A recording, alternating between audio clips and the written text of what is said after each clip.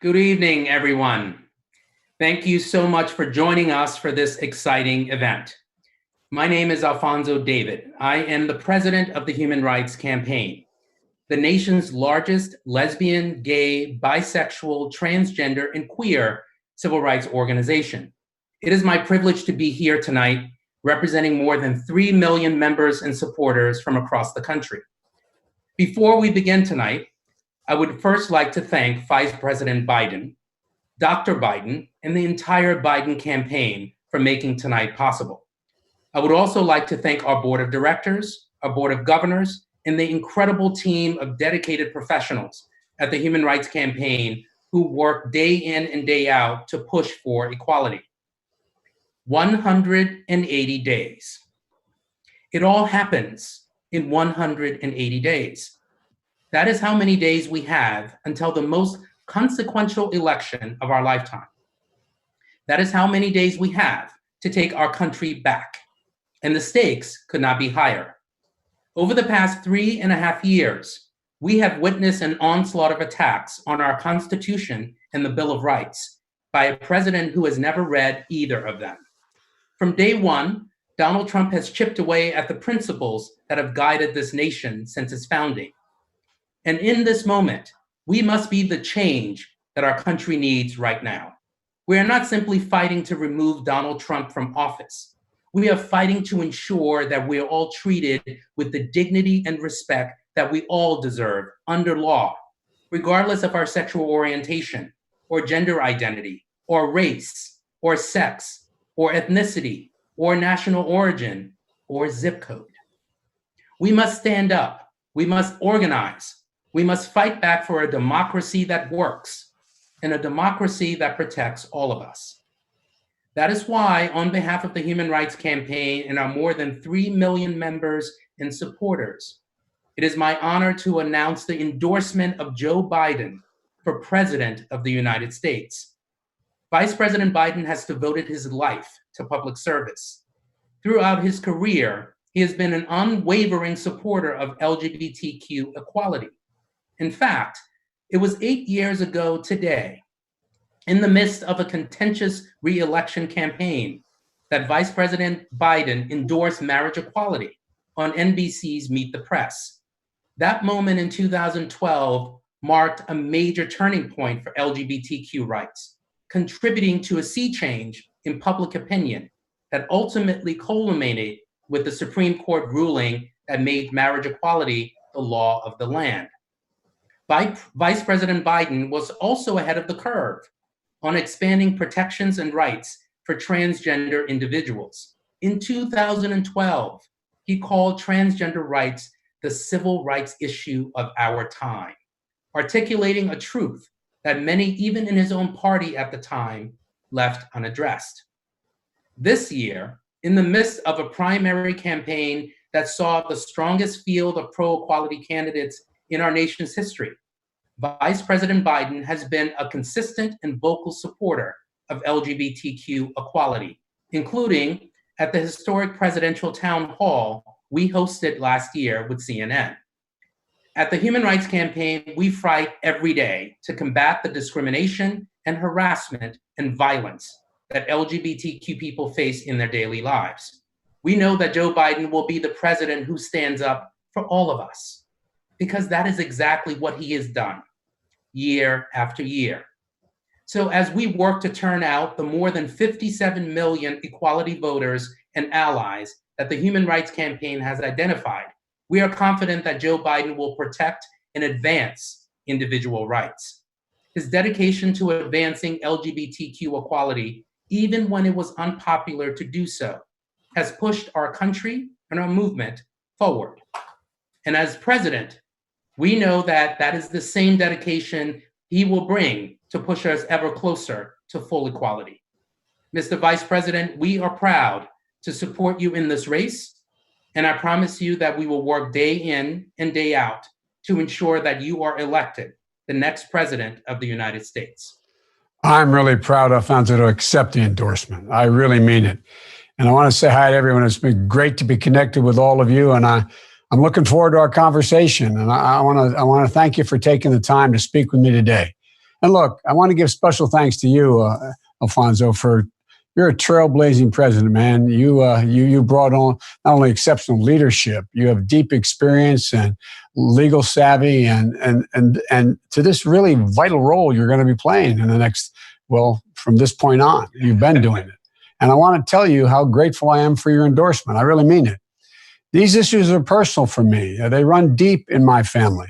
My son, Bo, I don't have time to tell, but I'm going to brag about him. My deceased son, Bo, was the Attorney General. He made incredible strides to help children who were being abused, particularly gay and lesbian and transgender children. As Attorney General, he passed the first transgender right law in the state of Delaware, standing up against discrimination, standing against hate. And after Bo passed, we wanted to further his legacy. So we launched a campaign called As You Are, to raise awareness about how critical family acceptance is in the lives of LGBTQ youth. So that this endorsement truly means a great deal to me, to my family, to my daughter and son, my other living son who are deeply involved as well. I'm excited to stand alongside y'all for this fight ahead, because I know these are anxious and difficult times for our communities, for our nation, and quite frankly, for the world. And I hope that all of you and your families are staying safe and healthy as we take this on. But, as we work to stem the immediate health crisis and the financial crisis, I think it's really essentially critical that we not lose sight of the civil rights battles we're still fighting. And for more than 3 years, Donald Trump has tried to roll back the protections for the community.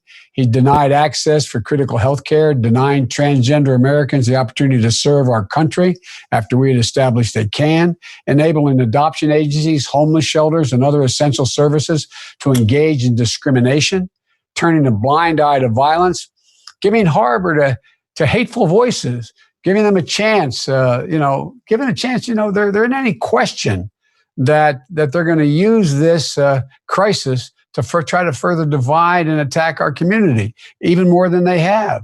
The White House shouldn't be a source of oppression and fear. It should be a source of moral courage. And now I'll admit, 8 years ago today, when I went on Meet the Press, I was asked how I felt about marriage equality. I wasn't thinking about moral courage. I was just thinking about an honest answer. And that's my problem. No one ever doubts I say what I mean. The problem is I sometimes say all that I mean. The issue. So when I endorsed marriage equality, some people were saying, well, what the hell's Biden doing? But the American people I knew at the time were with us. When I walked in on that Monday after Meet the Press, Barack got up from his desk, the president of the desk came over and gave me a big hug. He said, you told me you weren't going to remain quiet. I'm proud of you. And the fact is that I made a bet then. The American people already were ahead of their leaders. They were ahead of us. They were ahead of everybody. And I just knew it. We hadn't polled on it. We polled later that I think it was that week or next 2 weeks, and well over 50% of the American people already were there. And 3 years later, thanks to the courageous leadership of the Human Rights Campaign and so many countless others, marriage equality became the law of the land. And all I did was speak from the heart and acknowledge and elevate extraordinary work this movement had put in to win the hearts and change minds a long time ago. Look, this moment, the moment that shed blood on Christopher Steele, that took a million steps forward in living rooms and at kitchen tables, each time a person summoned the courage to live their truth. This moment deserves a partner in the White House who will stand beside you, amplify you, fight for you, not as an act of courage, but as a reflex. The courage and determination of the LGBTQ community and movement is one of the most astonishing moral forces in modern American history. The fight for American equality was incredible to behold, but we're going to need the same force and the same drive, the same conviction to win the battles ahead of us. Protecting our LGBTQ youth, winning full rights for the trans community, passing the Equality Act, guarding the rights of the LGBTQ workers, regardless of what the Supreme Court has to say about Zandra and Bostic, and nothing about this will be easy. But I am absolutely convinced I've been a friend of HRC for a long time, and I'm convinced the American people are with us. I've seen firsthand the incredible capacity to win some of these battles and soften impenetrable hearts. And together, I know we're going to do it. We're going to make extraordinary progress on the issues that matter the most. So I want to thank you all again for your leadership, for your courage, and the way you've inspired others, and for the way you've inspired me. I'm excited to come together to further the legacy of my son, Bo, and further the essential work of this movement. And so, I'm proud to stand with you. I really am. I'm still prouder to stand that you've chosen to stand with me. And I want to thank you for leading the way. And we can't forget, what I did 8 years ago took no courage.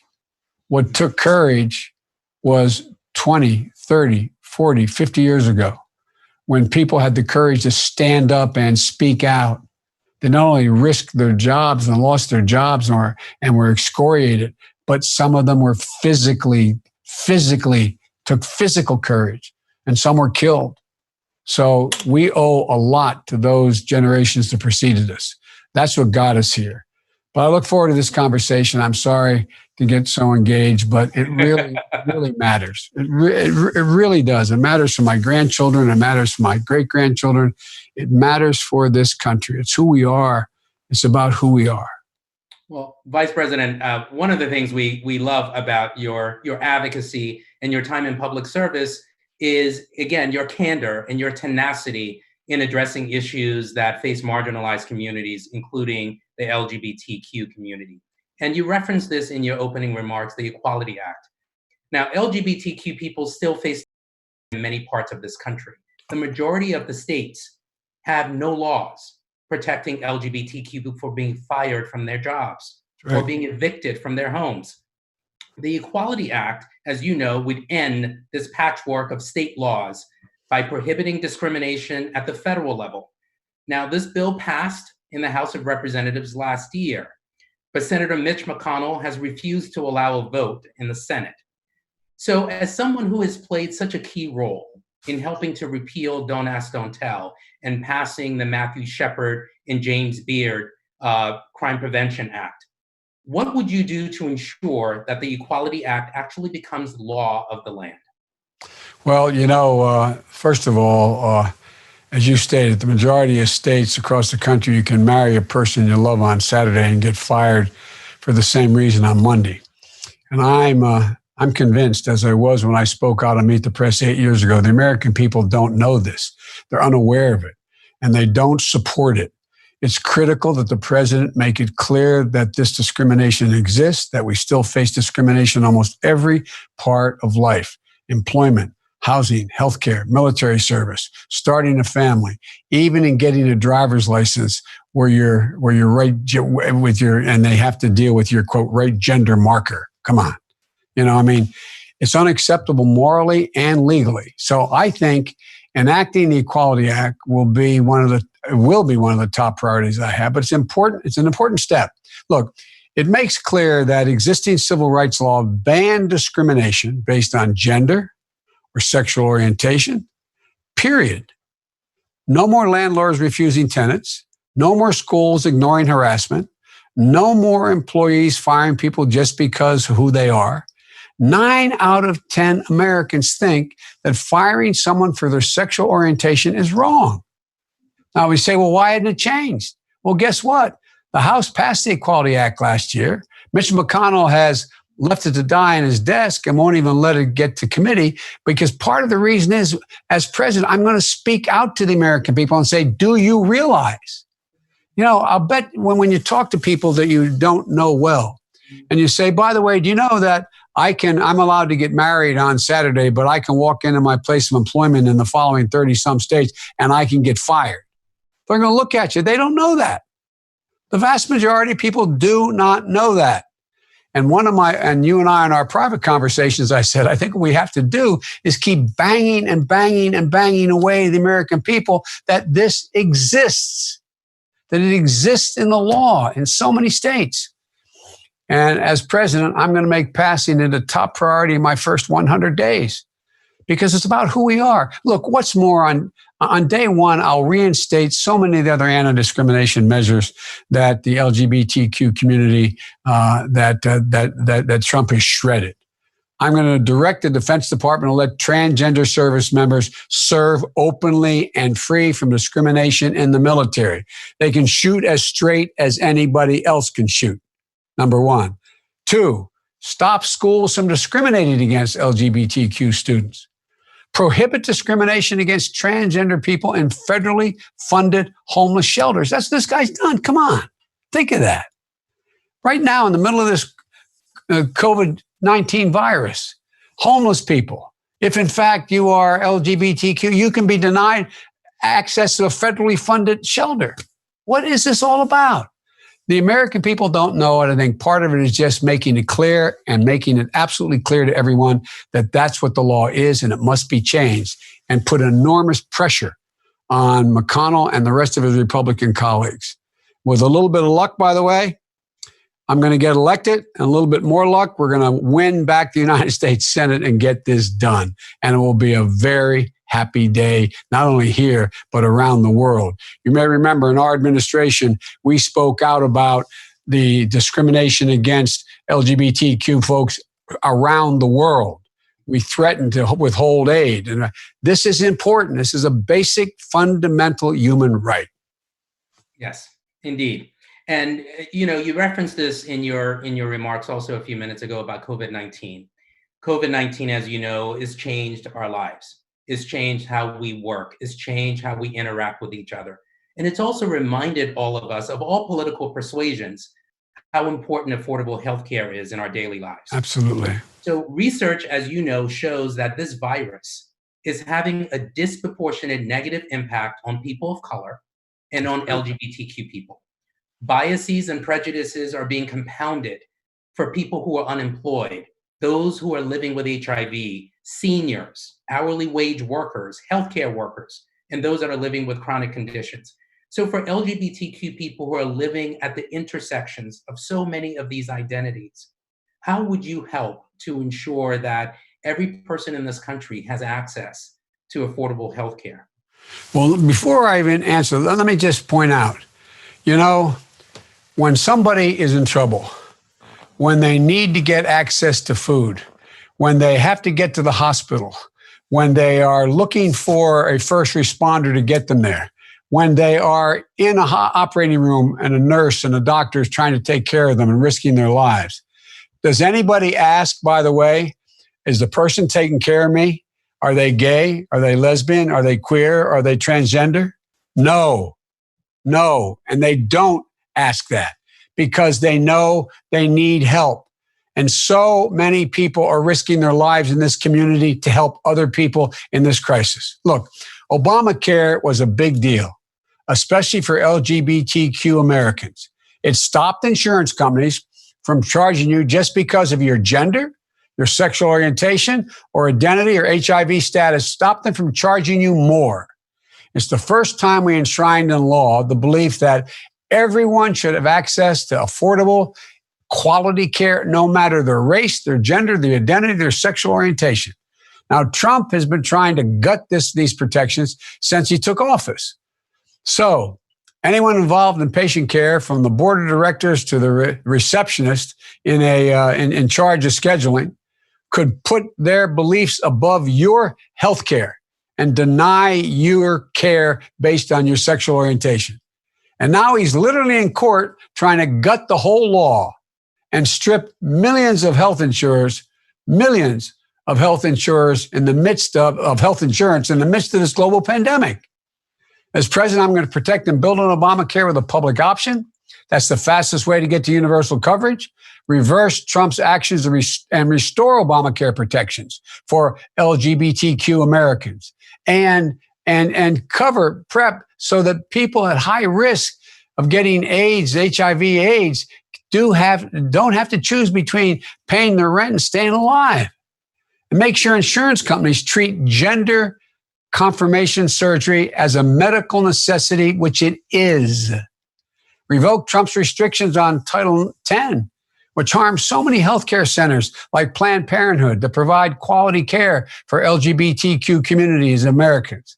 There's so much we can turn around by executive order, but so much more we have to do by legislative action. And so I think we can do it.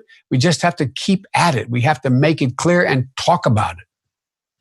Now, you have spent so much time, as I mentioned before, in public service. You have been in the legislative branch, you have been in the executive branch, but there is one branch that has played a central role as well in advancing LGBTQ equality and protecting marginalized communities, and that is the judiciary.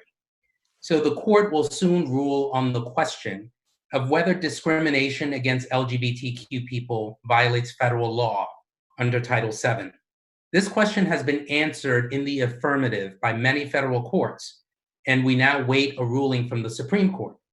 So can you tell us how you plan to ensure that the Supreme Court not only reflects our values of inclusion, but also the demographic of this nation?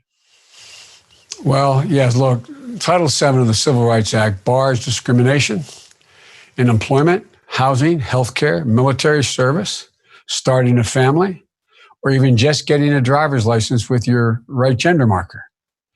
The Trump administration is arguing before the Supreme Court that it doesn't cover that. We need justice who will support civil rights protections and defend people's rights to be themselves. I'm going to appoint pro-equality judges who defend the rights and the rights that are in the Constitution. Judges who commit to the rule of law, to civil rights and civil liberties, who come from a diverse set of backgrounds and actually look like America.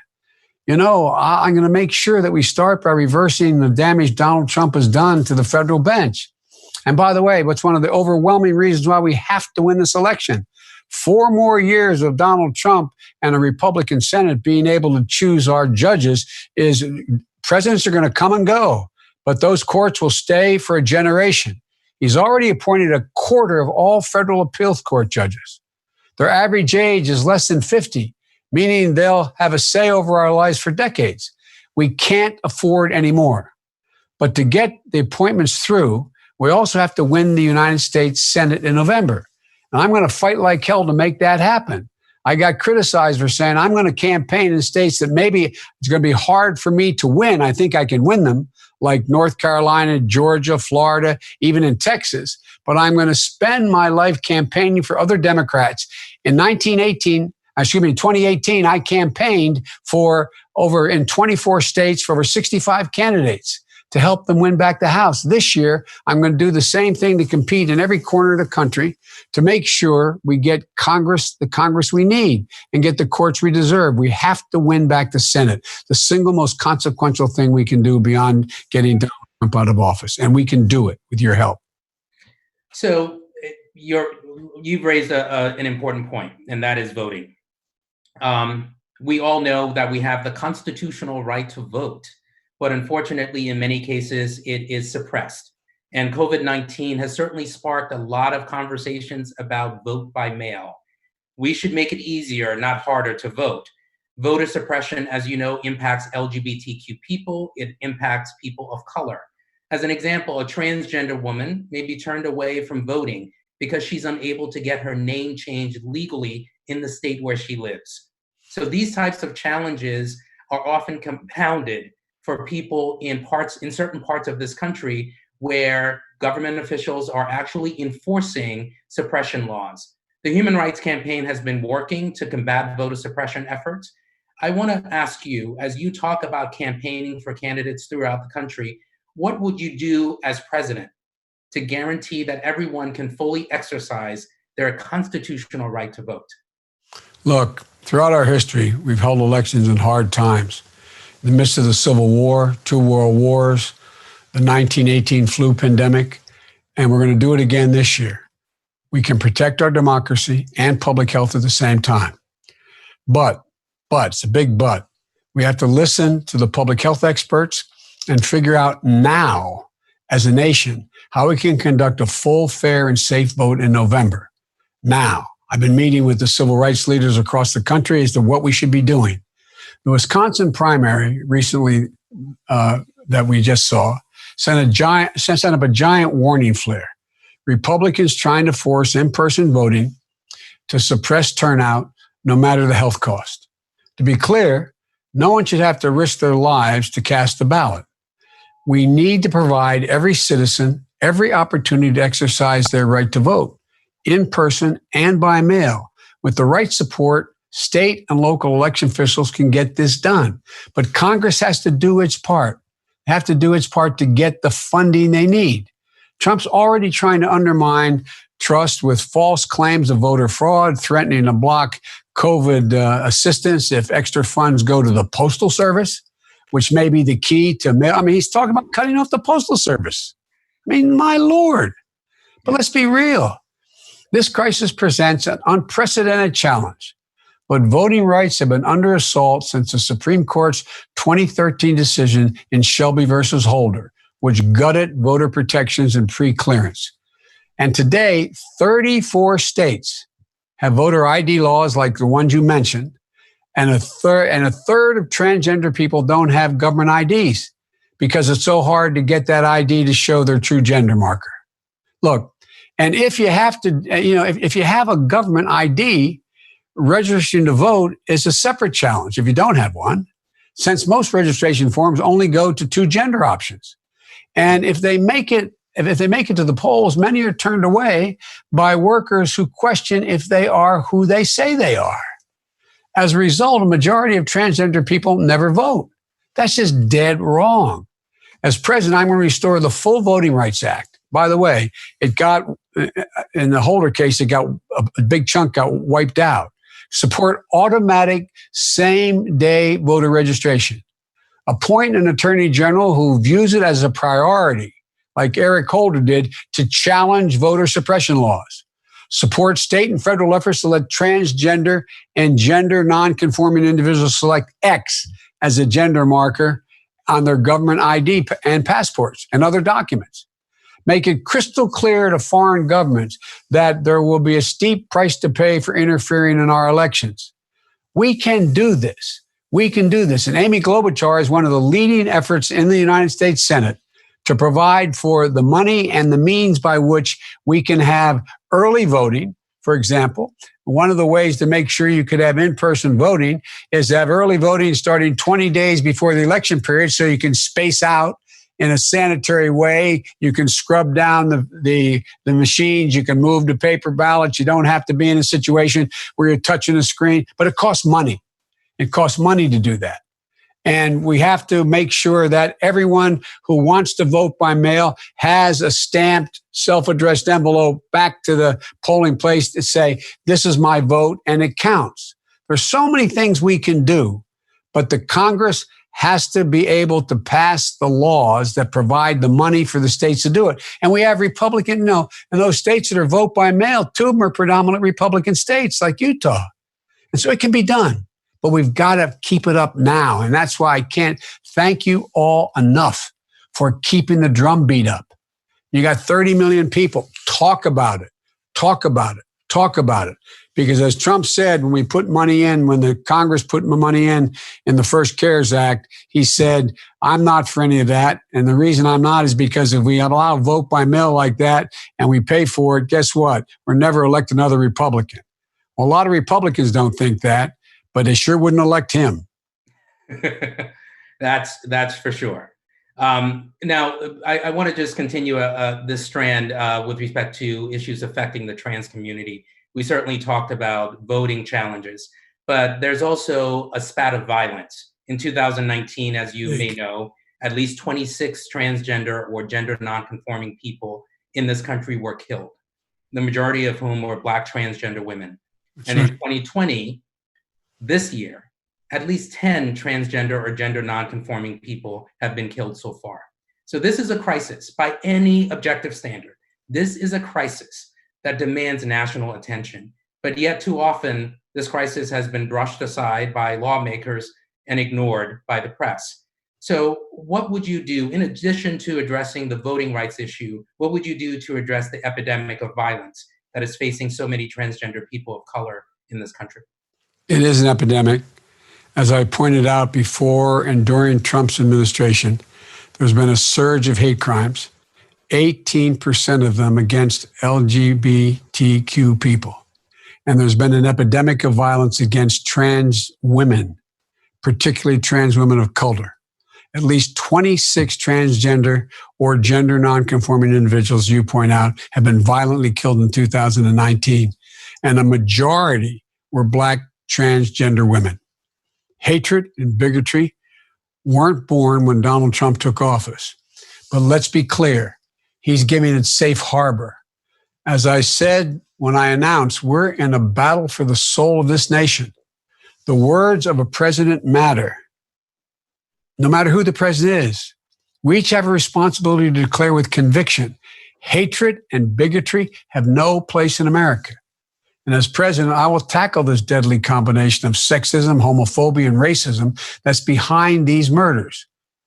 Get deadly weapons out of dangerous hands, ban assault weapons and high-capacity magazines, expand background checks, fight the discrimination that looks to so many transgender women and puts them out of economic opportunities, job training, housing, trapping them in environments where they're much more likely to face violence. Protect transgender kids from harassment and assault at school so they have the same solid start in life. Look, Trump rolled back protections. I'm going to issue new guidance to make sure schools investigate abuse. And I will reauthorize the Violence Against Women Act. Passing the Violence Against Women Act of 94 was one of the proudest accomplishments, and it transformed the way this country gets survivors to the support and justice they deserve. But I'm even prouder of every time we've since reauthorized that law to make it stronger and more inclusive. And in 2013, we made sure that it protected LGBTQ survivors and kept them from being denied access to services like housing. Today, Mitch McConnell is refusing to bring that act up for reauthorization. It's been there for almost a year. He hadn't even brought it up for a vote. We have a crisis and we need to act, but we have to keep reminding people of what the Republicans are doing and what McConnell is doing. He is deliberately standing in the way of allowing people to have a fair chance in life. You know, my dad used to have an expression. He said, Joey, everybody deserves to be treated with respect. Everybody deserves to be treated with honor. And this is the exact opposite. This president has done nothing but stir up. You know, I used to think that you could, once you defeat it in a piece of legislation like we did in the Civil Rights Act when I was a young senator and coming up, I thought, well, you know what? We can actually eliminate racism and hatred. But we can't. It just hides. It hides under a rock and until a president comes along and breathes oxygen into it and then gives it legitimacy. We have to act in a way that makes it clear to our children. Our children are listening. All our children are listening.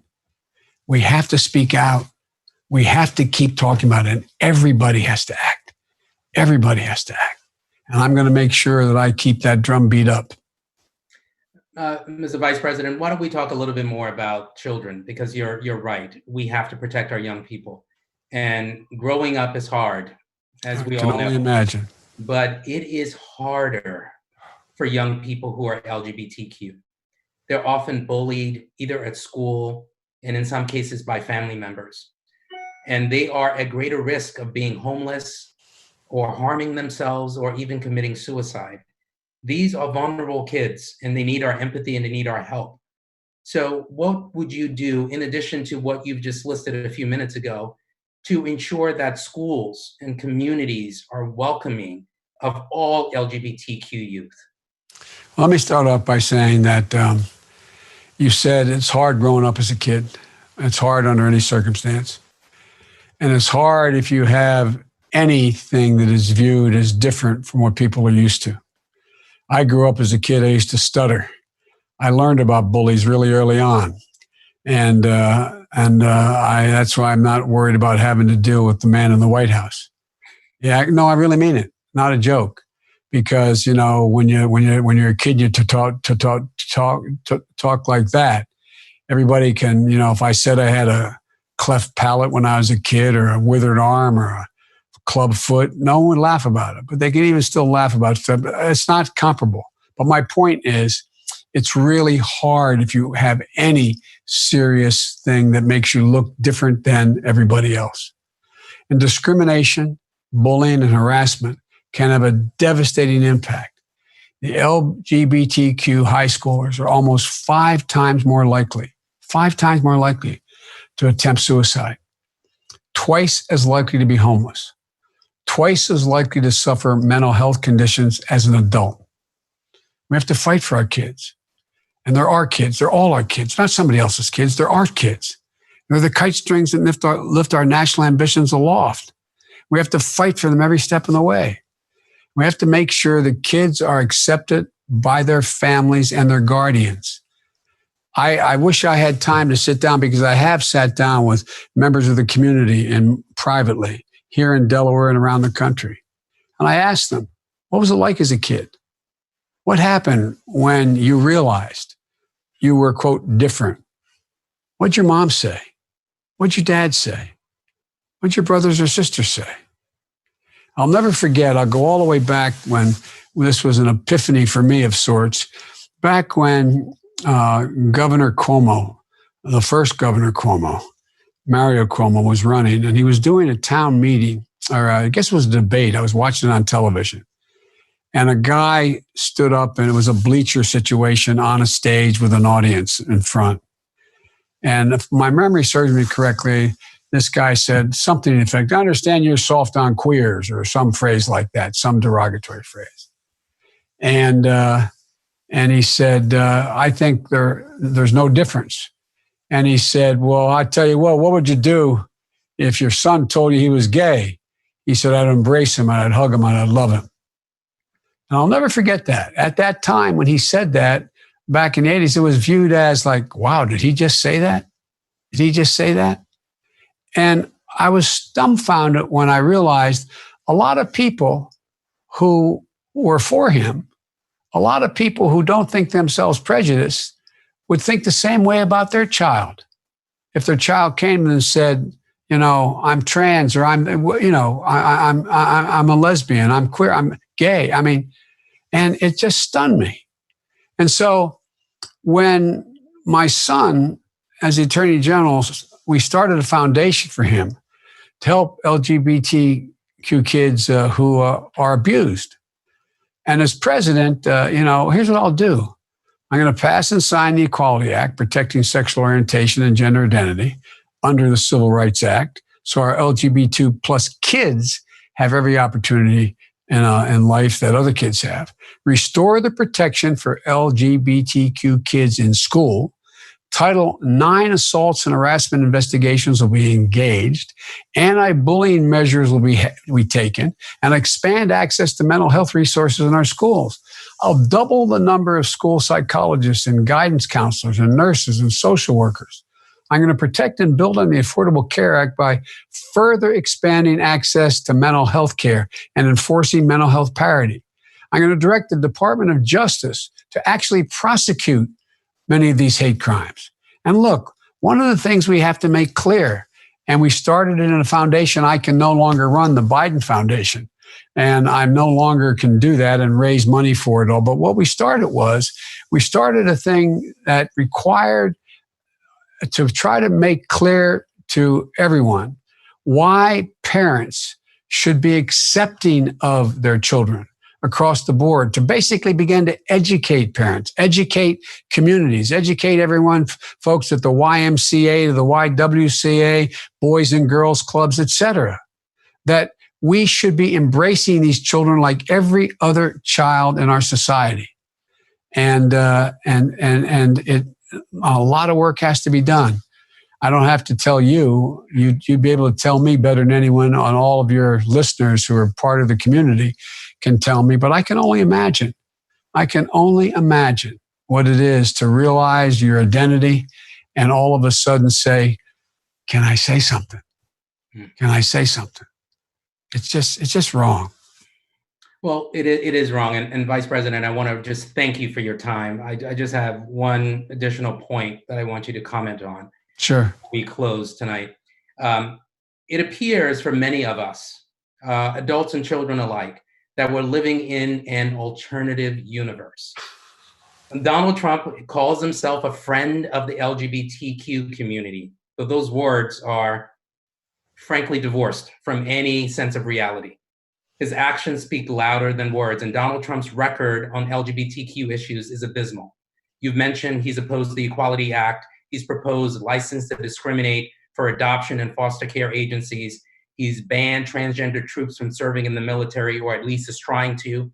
His policies have hurt the entire LGBTQ community, including women, immigrants, people of color, religious minorities, and many more. So can we just talk about a little bit about how we combat Trump's hypocrisy when he does nothing but lie to voters? What is your approach? How do you propose that we actually address his hypocrisy head on? Well, look, Trump tries to pretend he supports this community just because he doesn't say the most offensive things outright, but he does the most offensive things. But it's with a wink and a nod. His actions speak so much louder than words. From revoking healthcare coverage protections, for banning transgender service members, if you mentioned, the military, turning a blind eye to bullying and discrimination of kids at school. His administration is gutting your rights. We don't need any more parallel realities. We need a president who says what he means and does what he says. And look, as president, I'm going to stand up to the hatred and bigotry in all forms and make sure that our actions speak for themselves. I got involved in politics, and for one overarching reason, because I cannot stand the abuse of power. And this is the abuse of power. The ultimate abuse of power is for someone to discriminate against someone else based on any number of things. You know, we're going to pass the Equality Act and sign it into law. We're going to restore the provisions to protect LGBTQ youth. You know, when I was out campaigning and I talk about this and talk about parents who just essentially abandon their kids when they find out that they're trans or if they're lesbian or gay or queer, people look like, and you can see their heads. They look like, really? And then you talk about how often it happens. And you start to ask them, and I have this colloquy. I say, what would you do if your child came home and told you, et cetera? And you can watch them go through the process of trying to figure out. I say, do you think, I can remember I was taking a train. I commuted every day for years and years as a U.S. Senator. And we were in a fight about whether or not we were going to allow openly gay people. It was the don't ask, don't tell, portion of the military. And I got in the train one night coming home, and the guy who ran, it was a late train. I usually got the earlier train. And it was, I think, the 8:30 train. And there was, I think it was called the Romaner. And the guy who ran the club car, not the club car, the dining car. There wasn't anybody. It was late. It was a Wednesday night. And I sat down. I ordered some coffee, and I don't know what I got, something to eat. And he came and sat down to me, and he said, Joe, he said, I'm gay. I said, I didn't know that. He said, yeah, I'm gay. And he said, what bugs me? He said, it's like, I said one day, you know what? Wouldn't I be happier and more accepted? And wouldn't I be more loved if I was gay? Why don't I decide to be gay? That's what I want to do. Like, I stood up one day and said, this is what I'm going to do. He said, people don't understand that who we are and choices we make. And we make a number of choices. But the idea that somehow we've decided to take the hard road to life is going to be easier being LGBTQ in society. And so that's why we're going to push this. Look, we have to reclaim our nation's role as a global leader on LGBTQ issues. And my administration is going to reflect and include this community at the table in every decision I make.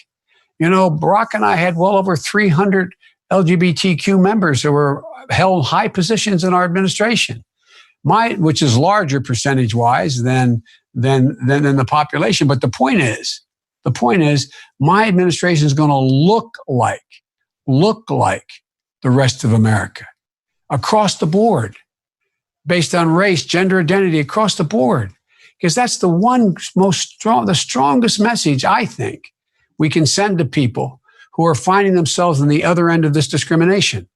That look at so-and-so, the secretary of such and such. Look at so-and-so, the ambassador to. Look at so-and-so, et cetera. It matters. I think it matters a lot. And it's going to reflect the country and what the country looks like, including the courts. Mr. Vice President, thank you. Thank you for your time. Let me say again that over the next 180 days, we're going to do all that we can to help elect you president. To those watching tonight, I encourage you to get involved. We cannot do this without you. I would like to share a few ways in which you can help elect Joe Biden president and make sure that we elect pro-equality candidates across this nation. We know that one-on-one conversations are the most effective ways of moving people into action. That is why the Human Rights Campaign has created a few opportunities for you to do so safely from your home. From now through Election Day, we have launched our TEAM app. TEAM is an advocacy app that will help you engage with your friends and your families in conversations about the election and pro-equality candidates. So please join by downloading our TEAM app. You can find it at go.jointeam.com/HRC. Beyond reaching out to our own contacts, we also need to inform pro-equality voters about safe voting options in states that will help decide this election. You heard us talk about how difficult it is for certain communities to vote. Our goal is to have thousands of conversations with these voters as soon as possible. To sign up to make these calls in battleground states, please go to hrc.im/swing state squad. And then finally, your support as a member of the Human Rights Campaign makes this work possible. Becoming a member only costs $5. It only costs $5. You can make a donation or order an HRC Vote Biden t-shirt on our website, www.hrc.org. So please join us and help us make history this November by defeating Donald Trump, by seizing back our democracy, and electing Joe Biden as our next president. Thank you very much for joining us, Vice President. Thank you very much for joining us as well. Thank you. I'm honored to have your endorsement. I really am. Thank you.